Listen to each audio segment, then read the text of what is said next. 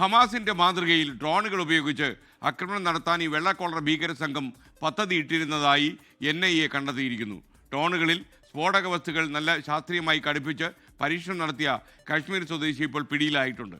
ഡൽഹി സ്ഫോടനത്തിൽ പിടിയിലായ അമീർ റാഷിദിനെ ഇന്ന് കാശ്മീരിലെത്തിച്ച് തെളിവെടുക്കുമെന്നറിയുന്നു. ബൽറാം നെടുങ്ങാടി വിവരങ്ങളുമായി ചേരുന്നു. ബൽറാം, ശരിക്കും ആദ്യം ഉദ്ദേശിച്ചതിനേക്കാളും അതിവ്യാപകമായ ഒരു നെറ്റ്വർക്കിൻ്റെ ഭാഗമായിട്ടാണ് ഡൽഹിയിലെ സ്ഫോടനം അരങ്ങേറിയത് എന്ന് ഇന്ന് NIA മനസ്സിലാക്കുന്നു. കൂടുതൽ വിവരങ്ങൾ.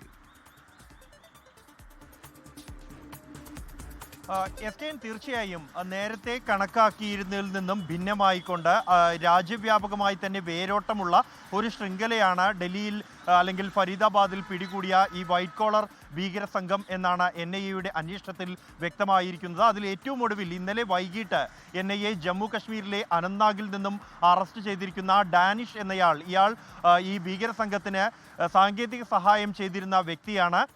ഈ കാർ ബോംബ് നിർമ്മിക്കുന്നതിന് മുമ്പായി തന്നെ ഹമാസ് 2023 ഉപയോഗിച്ചതിന് സമാനമായി ഡ്രോണുകളിലും റോക്കറ്റുകളിലും ബോംബ് ഘടിപ്പിച്ച് അത് കൃത്യലക്ഷ്യങ്ങളിൽ പ്രയോഗിക്കാൻ ഇവർ പദ്ധതിയിട്ടിരുന്നു എന്നും അതിനായി ഈ ഡാനിഷ് ഡ്രോണുകളിൽ ചില പരീക്ഷണങ്ങൾ നടത്തിയിരുന്നു എന്നുമുള്ള വിവരമാണ് NIAക്ക് ലഭിച്ചിരിക്കുന്നത്. ഇയാൾ അറസ്റ്റിലായിരിക്കുന്നു. ഇയാളെ വിശദമായി തന്നെ ചോദ്യം ചെയ്തു വരികയാണ്. ഈ പദ്ധതി നടക്കുന്നതിനിടെയാണ് ഡൽഹിയിൽ ഈ കാർ ബോംബ് ആക്രമണം നടത്തിയിരിക്കുന്നത്. ഈ കാറ് തന്നെ ഒരു ബോംബാക്കി മാറ്റുകയായിരുന്നു.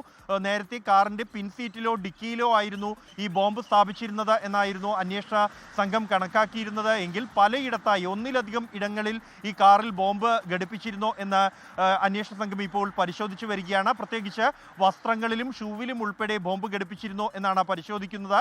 അത് ഈ കാറിൽ സ്റ്റിയറിങ്ങിന് താഴെ നിന്നും കണ്ടെത്തിയ ഒരു ഷൂ, അത് ഉമറിൻ്റെ ഷൂ ആണെന്നാണ് കണക്കാക്കുന്നത്. അതിൽ നിന്നും ബോംബിൻ്റെ അംശങ്ങൾ കണ്ടെത്തിയിട്ടുണ്ട്. സമാനമായി മറ്റു പലയിടങ്ങളിൽ നിന്നും ഇത്തരത്തിൽ ബോംബിൻ്റെ അംശങ്ങൾ കണ്ടെത്തിയ ഒരു പശ്ചാത്തലത്തിലാണ് ഇത്തരത്തിൽ അന്വേഷണം മുന്നോട്ട് കൊണ്ടുപോകുന്നത്. ഒപ്പം കഴിഞ്ഞ ദിവസം ഈ കേസിൽ NIA നടത്തിയ ആദ്യ അറസ്റ്റ് അത് ഈ കാറിൻ്റെ ഉടമ കൂടിയായ ആമിർ അലിയാണ്. ഇയാളെ ഇന്ന് NIA ജമ്മു കശ്മീരിൽ എത്തിച്ച് കൂടുതൽ തെളിവെടുപ്പുകൾ നടത്തും. ഇതിൻ്റെ ബുദ്ധി കേന്ദ്രം അല്ലെങ്കിൽ ഇവരുടെ ഗൂഢാലോചനയുടെ കേന്ദ്രമായി പ്രവർത്തിച്ചത് ജമ്മു കശ്മീർ തന്നെയാണ് എന്നാണ് അന്വേഷണ സംഘം കണക്കാക്കുന്നത്. ഒപ്പം തന്നെ രാജ്യത്തെ മറ്റ് സംസ്ഥാനങ്ങൾ ഉത്തർപ്രദേശ്, ഡൽഹി കൂടാതെ ഹരിയാന എന്നീ സംസ്ഥാനങ്ങൾ കേന്ദ്രീകരിച്ചും ഈ ഭീകര സംഘത്തിന് കൃത്യമായ ഒരു ശൃംഖലയുണ്ടായിരുന്നു എന്നാണ് NIA അന്വേഷണത്തിൽ വ്യക്തമായിരിക്കുന്നത്.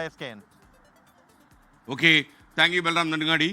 ലോകത്തെവിടെയായാലും ഏത് സമയത്തും 24 വാർത്തകളും ഓഗ്മെന്റഡ് റിയാലിറ്റി പാക്കേജുകളും എക്സ്പ്ലെയിനറുകളും വിശദമായി കാണാൻ ഞങ്ങളുടെ YouTube ചാനൽ നിങ്ങൾക്ക് സബ്സ്ക്രൈബ് ചെയ്യാം.